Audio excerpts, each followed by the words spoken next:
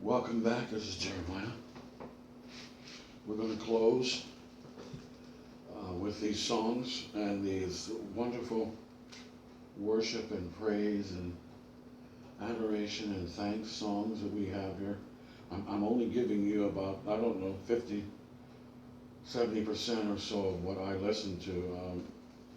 I just made a list one day, and these are most of the ones that I enjoy. The ones that I enjoy the most, and I left a few off, but we're going to stop here after another video. That'll be 20 videos, roughly, on this one subject. And I did mention some Americana in there. As this ministry unfolds, I'm going to start mixing a little bit more of Americanisms or Americanism into the lessons, because I will not do that with Grace, Mercy, and Peace, which is ongoing, available for you here, and I will not add it to Everything Beautiful or Beauty. But I have some pre-tribulation and a new tribulation lesson coming up for 2020 that I said I would never do, but there are too many new things that have happened that I didn't expect from the four horsemen. In other words, the four horsemen are, there's a difference of opinion amongst Christian teachers, Bible teachers who are Protestants, as to what's going to happen in terms of the four horsemen. What do each one of these apocalyptic entities represent? Does it really represent the end times? Or is it something that's really basically always been present on these plateaus and so forth? There's a big debate. And I'm going to give some clarification on these issues for you. And I'm going to probably chuck my other pre-tribulation lessons, a lot of videos. I'm going to have to make a new one, some new videos, and I think you'll enjoy looking at the four horsemen of the apocalypse, because that's what you're dealing with.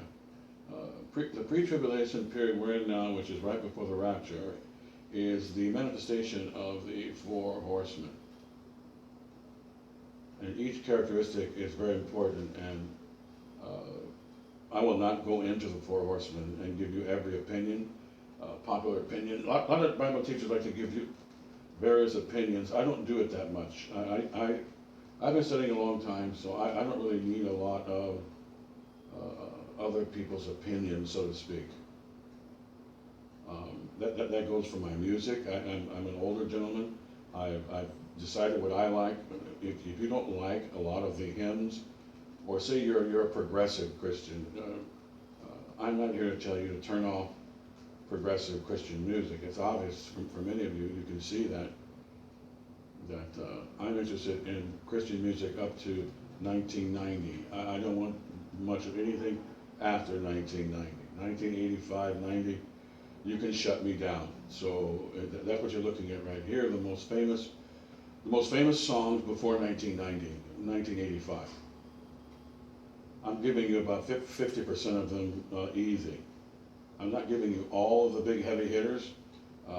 Silent Night is a heavy hitter here in the United States, and Standing on the Promises of God is a heavy hitter here.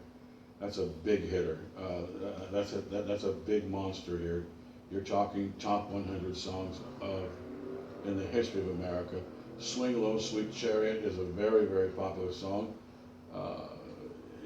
One of the top 200 of all time. It's a Negro spiritual. But let's talk about Standing on the Promises for a moment and go back to that one more time. This is Jeremiah with New Covenant. We're excited, and I hope that you're excited about entering into whatever the will of the Lord is. Thy will be done. And when you have that attitude of His will be done and being honest, you're going to come up with a good, sound doctrine mind, because that's what the Bible teaches, that submitting yourself unto the will of the Lord and being in perfect submission, that's what's going to bring you perfect delight. We have that in one of these hymns here. Perfect submission, perfect delight. Visions of rapture now burst on my sight. Watching and waiting, looking above, filled with His Spirit, born of His love. This is my story. So there's another beautiful song that's one of the top songs of all time, and I actually left that one off, which is a horrible thing to do. It might be on one of the top things there, but This Is My Story is huge. Uh, you know, perfect submission, and this is a Bible teaching moment with this stuff, with these beautiful songs, is that's what Israel means. There is no salvation without perfect, complete submission. There is no salvation. There'll never be a true Christian, or there'll never be a true convert without perfect submission. We teach perfect submission here a lot. And that song, This Is My Story, of course, is just is another wonderful song. It has a lot of teaching in it. That's why I went through these songs to show you that the Christian world here in America for 200 years has done a very good job in a lot of areas, a very good job.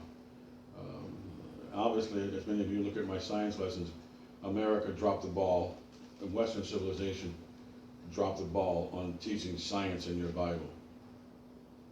They should have studied science in the Bible. It's right there in your face, and it's lamentable. It should have never happened.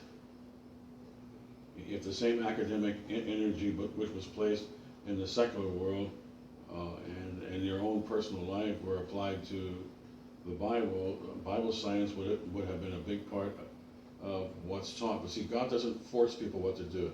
God doesn't force you to turn your TV off. He won't do that. If you want to turn your TV on, God will let you turn your TV on in general. You want to believe anything anybody says, you want to be Mr.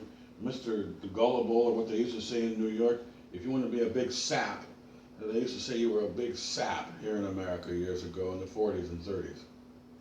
Which means anything anybody said, you just said, I believe it, I'll take it, I'll buy whatever it is.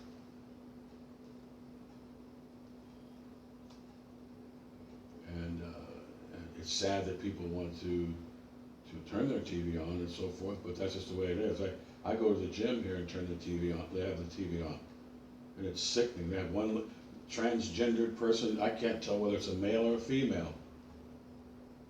And then some comedian comes on and exhorts young people to be mad at the world and to riot. That's essentially what the comedian was saying.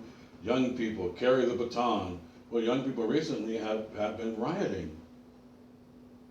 Angry at Black Lives Matter and so forth.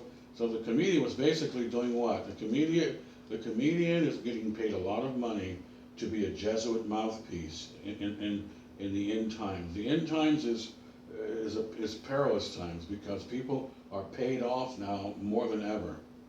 That comedian is paid to support all of the wicked agendas of the politicians and everything.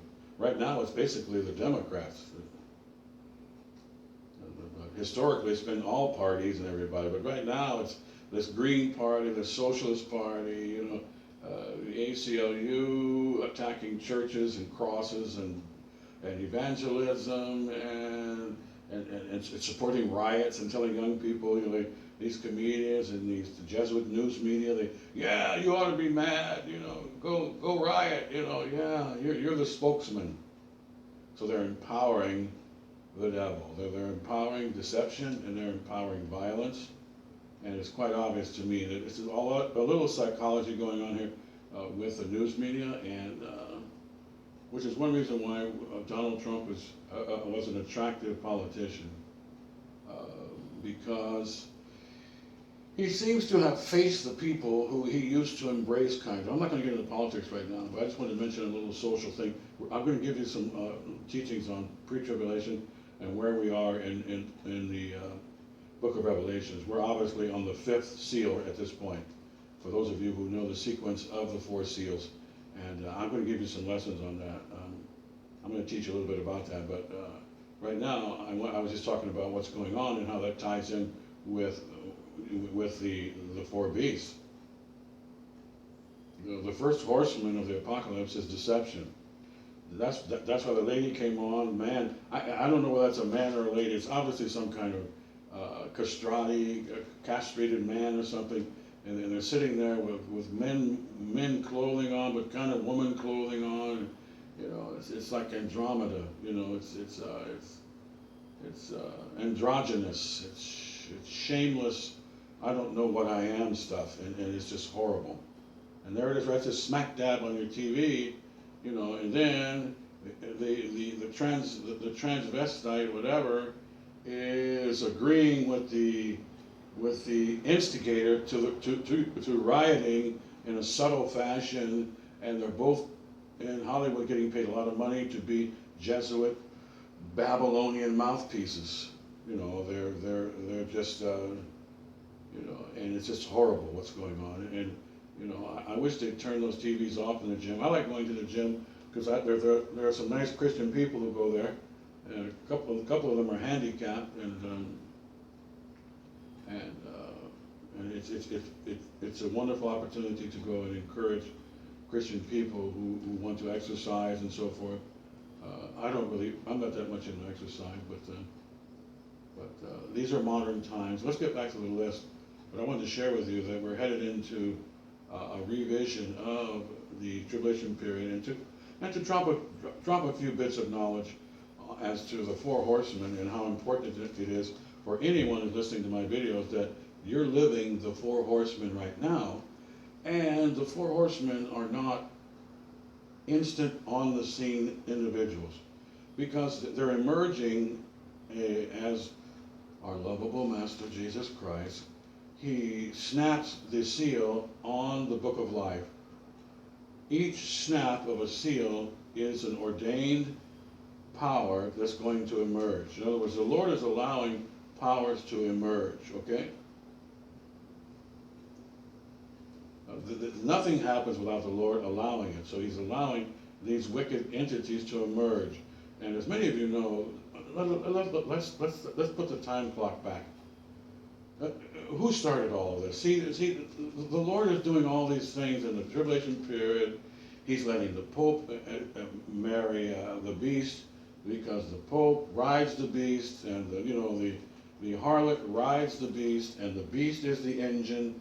And I showed you some pictures here of cardinals hugging Hitler, and they're obviously giving him money and stuff, and they're investing in bombs, and this is the harlot and the beast.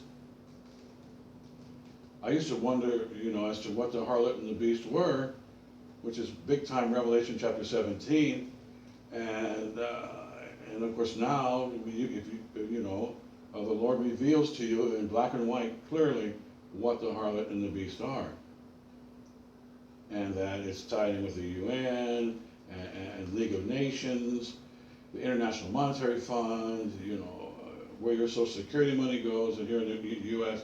I'm not going into that right now. I'm just sharing with you that all this adds up to one big ugly thing.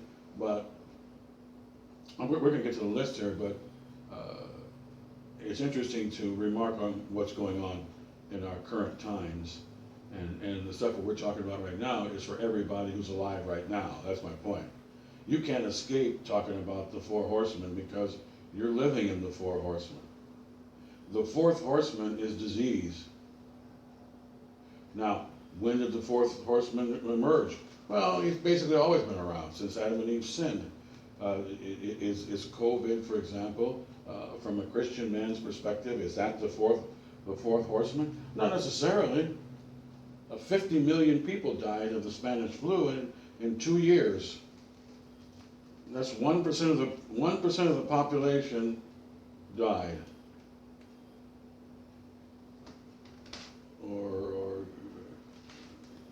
So 50 million people, that's a lot of people. A lot of people died. I think it's 1%. I shouldn't say it. It's 1. I don't know the exact numbers, but a lot of people died. 50 million people is a lot of people to die in about 2 or 3 years. 50 million? So we can see that, they say that nurses drop like flies. Here's the point. There's always been some sort of a pestilence. there was the bubonic plague and stuff that wiped out like 20% of the population and 50% in some cities in Europe and so forth. So the whole idea that pestilence and disease is something new is only in the minds of the people who don't know history. You know, the theory that the fourth horseman was released basically right after John sees the vision of the four horsemen. Well, you could say that might be true. There are a couple of Bible teachers online who say that the fourth horseman has been released a long time ago, and that deception was released, because see, the Lord is the one who is opening up the avenue for wickedness to just foster or to fester and to grow. That's obviously what's going on.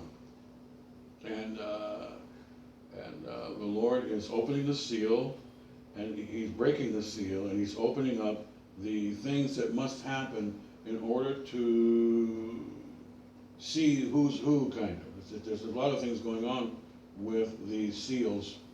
Everything in the tribulation period comes from 7 seals. Now, most of the tribulation period comes from the 7th seal. Yeah, your seven horns, your seven thunders, and your 7 vials. That all comes from the seventh seal, which comes from the 7th horn. So most of your Bible comes from the 7th horn, which leads to the 7 thunders and the seven vials of wrath, the bowls of wrath. But what's interesting about the 7 seals is that the first 4 seals are basically the big time natural. It's like the world's government and the false church working together. That's what the first four seals are. The first 4 seals. Because there are no miracles, it's just humans and demons and humans, more or less. That's what's going on. But miracles and all that, you have to go to the number 6 seal before you start seeing the moon turn to blood and the sun turns black and stars are falling and people are trying to hide on the 6th seal. See, that's where it gets significant. That's where we're talking about apocalyptic things in terms of the tribulation period, probably. That's probably where the tribulation period begins. The first 3.5 years, not the second 3.5 years.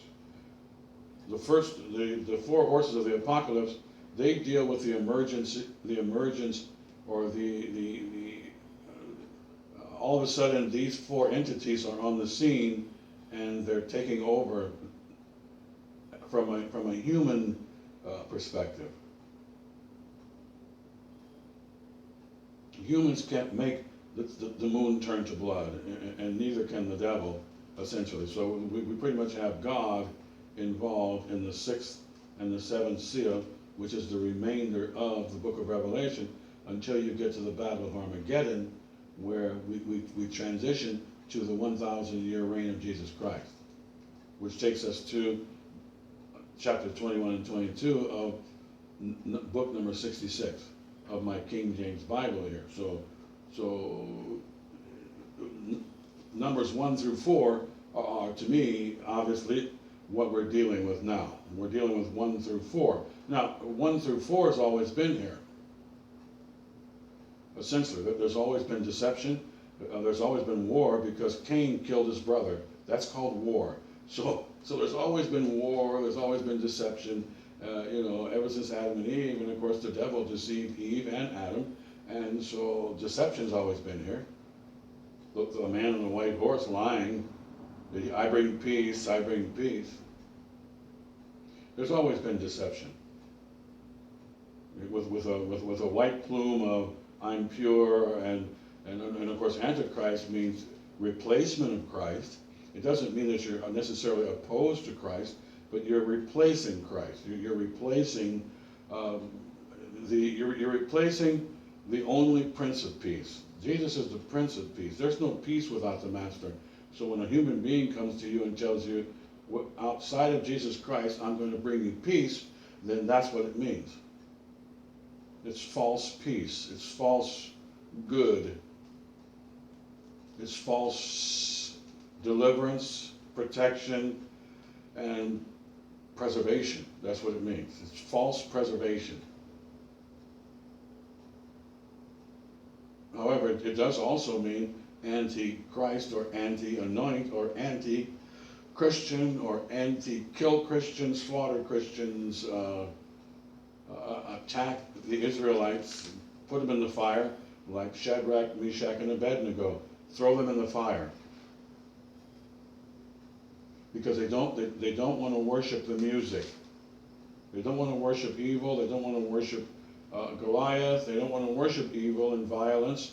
So let's throw them in the fire. Nothing's changed. Israel has always been captive, so to speak.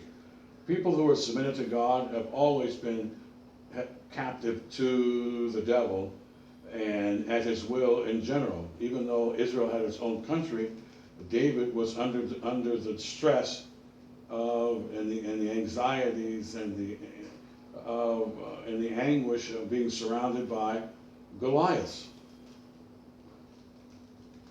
In spite of the fact of having a peaceful nation, somewhat, that's why it's called Jerusalem. It's a city of peace. It's never been a complete city of peace. However, it is and was the best thing going. It was the best thing going on these plateaus, Jerusalem, for a lot of reasons, but it was never really totally free of the enemy or nothing like that. It was just the best thing going. That's the point. There's always been deception and liars.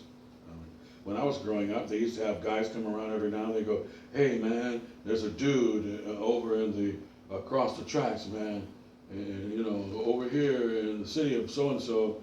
And if you give me $100, he's going to turn it into 1,000."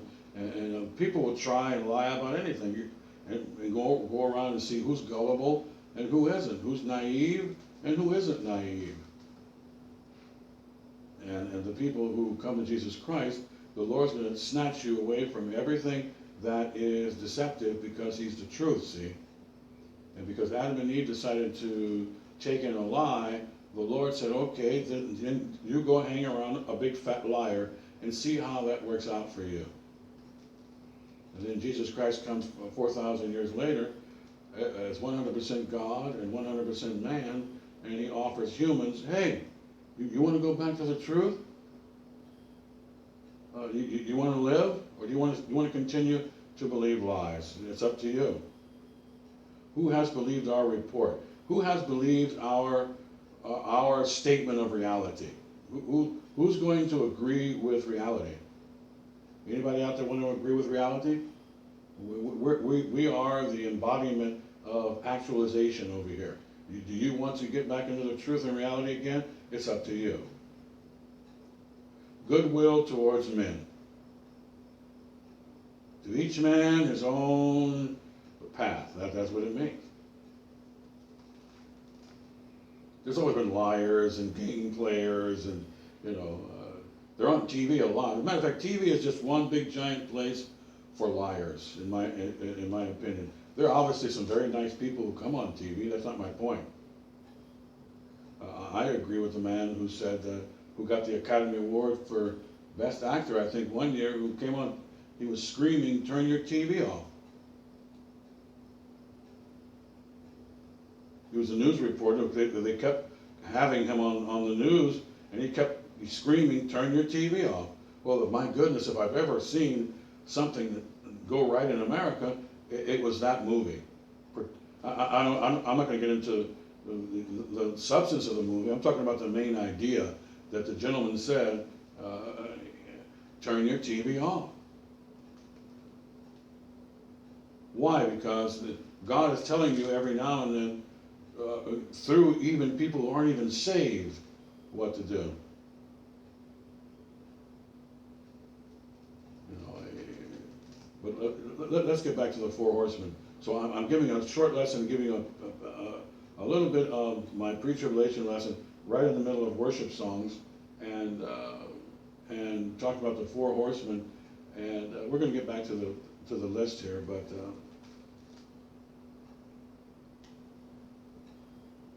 you know, the reason why we sing "Swing Low, Sweet Chariot" is because we want to get out of here. All the apostles said we groan. You know what the word groan means? It's G-R-O-A-N. It means I'm uncomfortable. That's what it means. That's what a lot of these bless me shirts and bless me clowns on TV and so forth, all they are is just Paul calls it a canker. It's a disease. All this stuff it's a disease of the mind. You're supposed to be groaning and singing "Swing Low, Sweet Chariot." That should be your swan song here. That should be your big time. What's the word I'm looking for? Coup de grace, the end of it all. What's the word they use in France? My French is horrible. My friends who live in Bienvenue, pardon my bad parlez-vous. But we're supposed to be singing "Swing Low" here because we're groaning. And we're not only groaning because of what's evil, we're groaning because of what's good. It's going to be good to be with the Lord.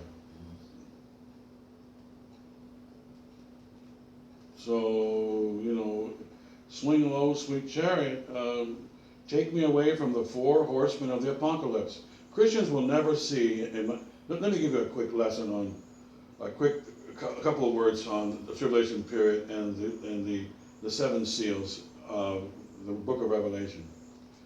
The sixth seal has human beings saying, "Hide me from the Lamb of God." And I've had Christians tell me that the sixth seal is for us. And I've asked them, are you going to hide in the rocks and say, "Hide me from the Lamb of God"? Yes or no? A lot of people who were obviously alive during the sixth seal, which is obviously the middle of the tribulation at least, do you see me hiding at a rock, under a rock, saying, "Hide me from Jesus Christ"? Do you realize how asinine that is? Just from a third grade grammatical, I don't know how people got through high school. I just don't know how. I sit back and I think, and I've had wonderful people that we love. Don't misunderstand me. I've worked in evangelism in Orange County and so forth a lot, but even in LA County. And I've sat there and I've looked at some people who are obviously Christians, and I sure hope they are, and we pass out gospel tracts and we're sharing Christ and salvation, which is what we're supposed to do, and then we mention a tribulation period, and he says, "That's us," I said, wait a minute, bro. You mean to tell me that you think that we're living in the sixth seal that has people hiding from Jesus Christ? I said, wait a minute, didn't you read the chapter properly? That's Revelation 6, 16. "And said to the mountains and rocks, Fall on us and hide us from the face of him that sitteth on the throne and from the wrath of the Lamb." So the Father and Son are being identified as causing all of these catastrophic things, which are what? No one's being hurt at this time. It's just signs and earthquakes and the signs in the sky. The moon turns to blood. No one's even hurt at this point. This is obviously the beginning of the tribulation period. because no one's getting hurt at this time, and it ties in with the Master's discussion on the tribulation and the Great Tribulation, which is separated probably in two periods of 3.5 years and 3.5 years, and having one beast respectively in charge of two beasts, party number one and party number two. So I don't understand how anybody, I just don't get it. Do you think I'm going to say to the mountains, fall on me and hide me from the one that I love? That's obviously one of the main characteristics of activities that's going to go on during this sixth seal. Now, what started the predecessor of the sixth seal was the 4 seals before it, which is a white horse of deception, war, famine, and disease, and death. And death follows the disease.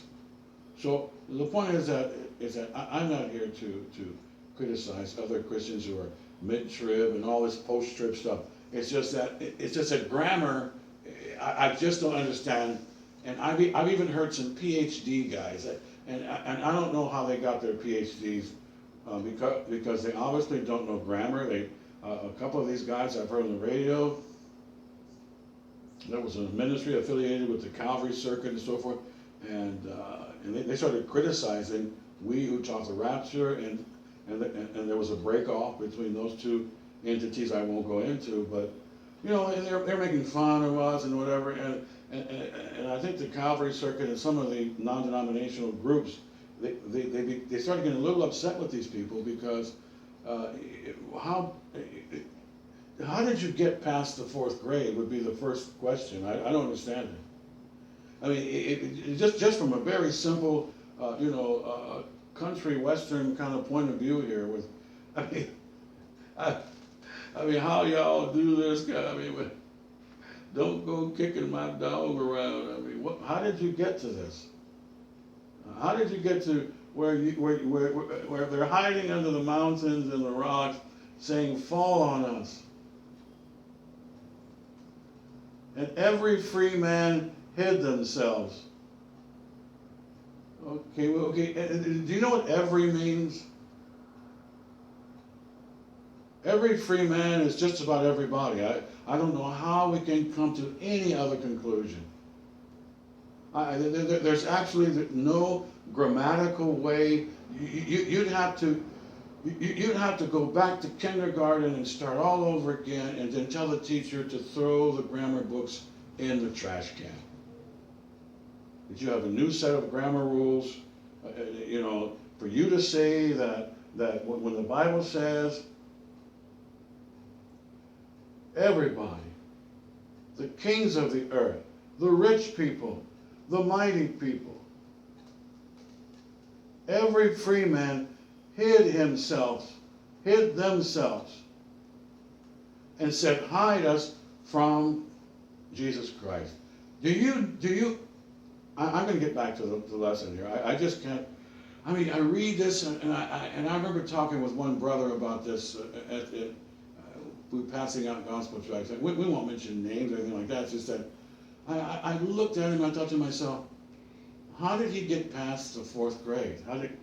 You mean to tell me you actually read that and you came away with, we're going to be hiding from the Lord?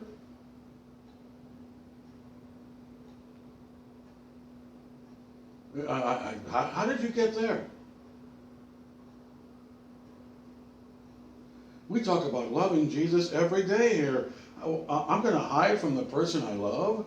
I read this mid-tribulation period stuff, and there was a big church that was mid-trib right down the street from one of the big churches I used to be affiliated with on the Friday night ministries that was available for the church members. They could come, and there was Friday night ministry time and prayer and stuff.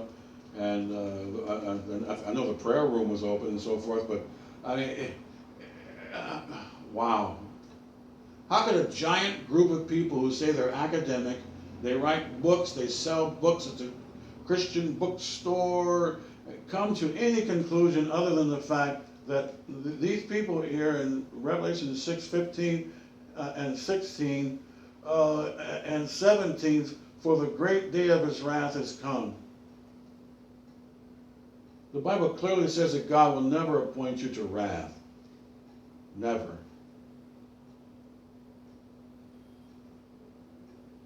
Why would you want to get saved and then face the wrath of God or something? I hear this, and by the way, there was that group of individuals. I'm not going to mention their name. They were very popular in Orange County, and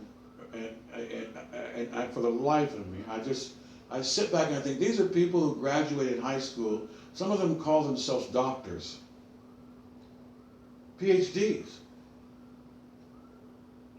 Let's move on. I got into a little bit of the tribulation period and why we want the chariot to swing low, just like Elijah.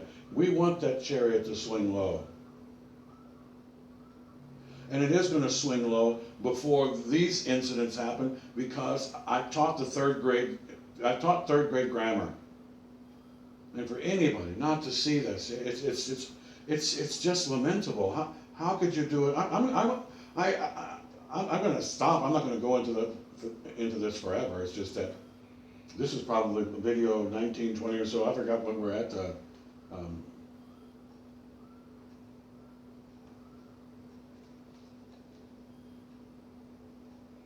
Yeah, we're probably at 19 or something.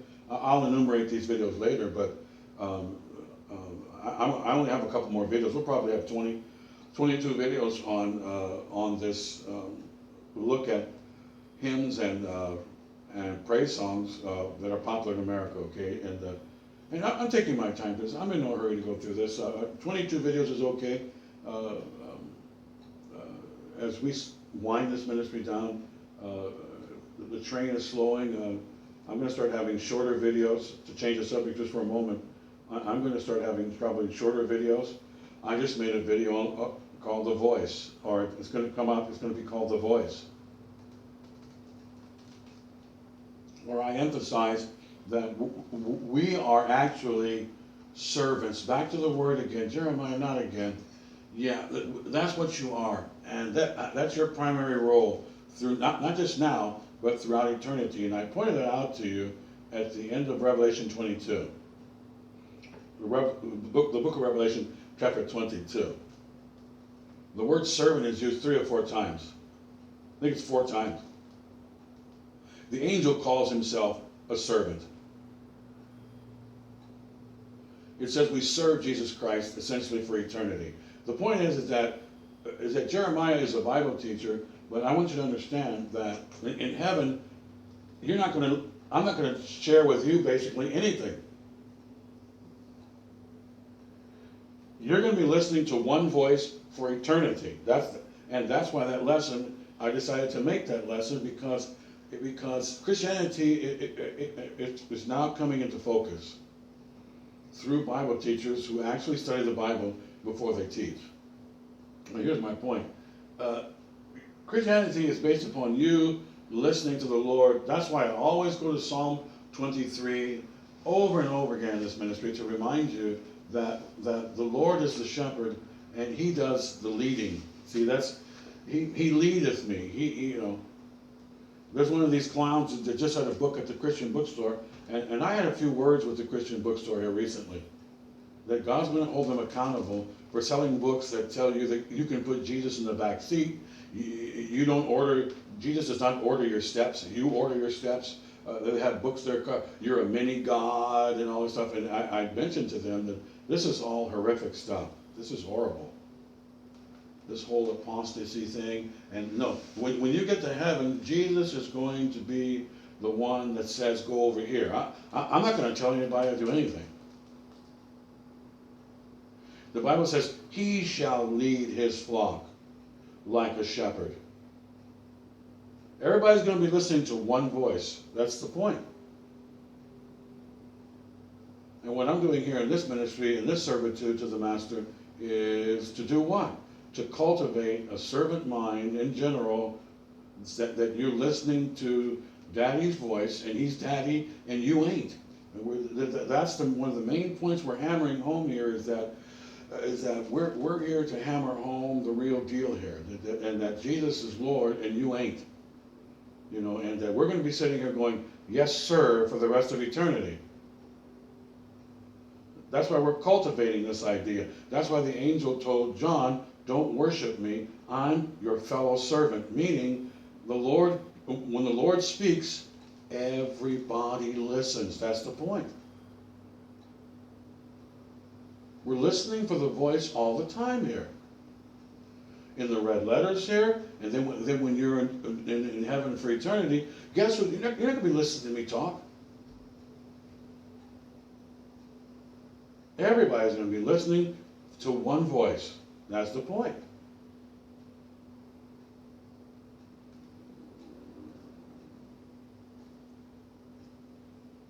There are a lot of voices on TV and universities, all over the place that tell you what to do and give you information, whatever. But what a lot of people don't understand, and one of the reasons that I focus on servitude here is because that's really your permanent status. And why don't you get used to where you're going? And that's why I constantly refer to the word servant. I constantly refer to listening to the voice of the Lord here. As this ministry winds down, we're really beginning to focus more and more on the voice. We're here to listen. Yes, sir. That's really what this is all about. It's I'm not moving, Lord. We had that famous secular song, "Do nothing until you hear from me." See, this is where we're headed with this. You're supposed to be sitting there. When I was young, my dad was quite an authoritarian, a loving authoritarian type. But we sat there. We waited for Dad to give you Daddy said it. That's it. No, Dad said go over there. I didn't say it. No, Dad said go over here. I didn't tell you to go clean up the room. Dad told me to tell you to do this. We had a TV show here, which was a wonderful TV show in America. America has wonderful things that have happened here in this country, in spite of it turning into Babylon. We Quakers watch TV shows like Father Knows Best, My Three Sons and stuff. Wonderful TV shows of American lifestyle in the 60s, before the hippies, nudity, Playboy, horror movies, gangs. Before all this stuff came into being, there were a lot of beautiful things here about America. TV shows were Leave It to Beaver. What a wonderful TV show that was. In spite of me putting down a lot of things that have happened here in America, I still say God bless America. Are you kidding? We don't throw the good stuff out with the bathwater here. Anyway, let's move on. I'm going to stop right here. I decided to give you a little Americana here. A little bit of tribulation period lesson here. I tossed it in the middle of nowhere. I do that every now and then. As this ministry winds down, I'm going to start doing more of that. I'm going to start adding little pre-tribulation lessons. Let me tell you why. One reason why I do it is because you're in the pre-tribulation period. Everybody who listens to my videos, you're going to experience the pre-tribulation whether you like it or not. In other words, the four horsemen are really being personified. Whether or not some of the Bible teachers are correct as to the emergence of the Pope and so forth, wearing white, him being the emergence of the white horseman, which is the 4th century A.D., when Constantine gave the early Catholic synagogue the power of a sword, Pergamus and so forth. So there's a lot of speculation on all that. My bottom line is this, is whether or not that is the horseman or not, I might agree with that, that the first horseman wearing white saying, here's peace, the UN, here's peace, but in his back pocket is a big giant Jim Bowie knife,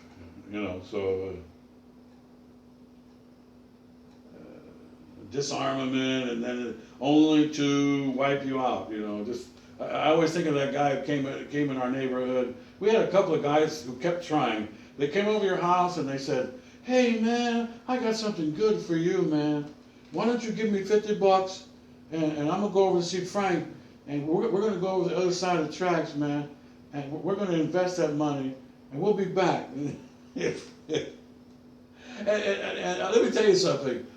The person who reminds me of that the most is probably Osama bin Barack Obama guy. He reminds me of the brother that came into the hood who had a big smile on his face like an alligator, and all he wanted to do was get something out of you. He reminds me of the big chocolate alligator, you know, crocodile, you know, Little Red Riding Hood. He reminds me, that guy reminds me of the guy in the hood there, but anyway, let's move on. We'll go right back into 2021. I forgot the number here. We'll be right back. Maranatha, the Lord is coming any moment, and we're just excited.